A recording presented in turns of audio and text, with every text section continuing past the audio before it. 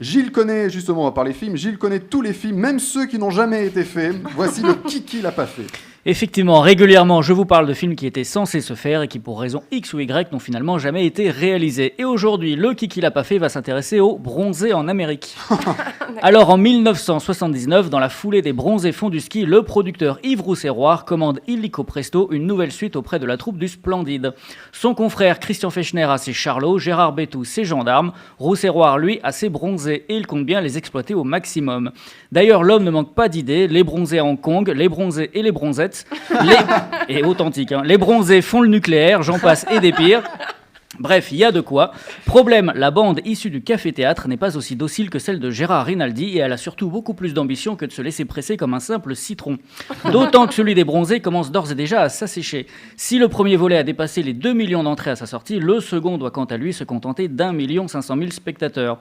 Une petite déception en somme et qui fait office d'avertissement avant que les deux films ne deviennent finalement cultes à mort suite à leurs innombrables diffusions télé.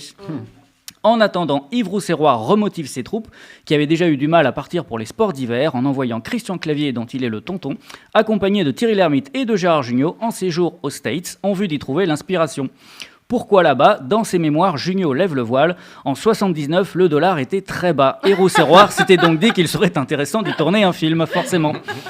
Pour autant, ce voyage conforte notre trio dans l'idée qu'un bronzé 3 n'a guère d'intérêt, du moins pour l'instant, mais Clavier, Jugnot et Lhermitte profitent malgré tout de leur présence au pays de l'oncle Sam pour prendre quelques notes, et il en résulte un script original, Drive Away, où les mésaventures d'un jeune couple chargé de conduire le véhicule d'un New-Yorkais fortuné jusqu'à Los Angeles.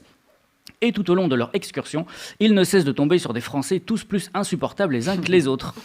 Et ce projet qui, en définitive, intéresse Yves Rousserroir, aurait pu se concrétiser si le cours du dollar n'était pas remonté, au point de décourager le producteur. Et ce n'est que 27 ans plus tard, donc, que les bronzés, irrémédiablement amis pour la vie, se retrouveront non pas aux États-Unis, mais en Sardaigne, et sous l'égide désormais de Christian Fechner. Plus de 10 millions d'entrées à l'arrivée, comme quoi ça valait le coup d'attendre. Ouais. C'est vrai que les Merci, bronzés Gilles. font du ski, c'est vrai que le vrai carton, il a été en télé. Ah, c'est ça, ouais. Même eux, ils étaient déçus, je crois, de Ah, l'écriture totalement, à la ouais. fin. Oui. et tout. Enfin, même avant, parce que oui, c'est ça les emmerdait, ouais.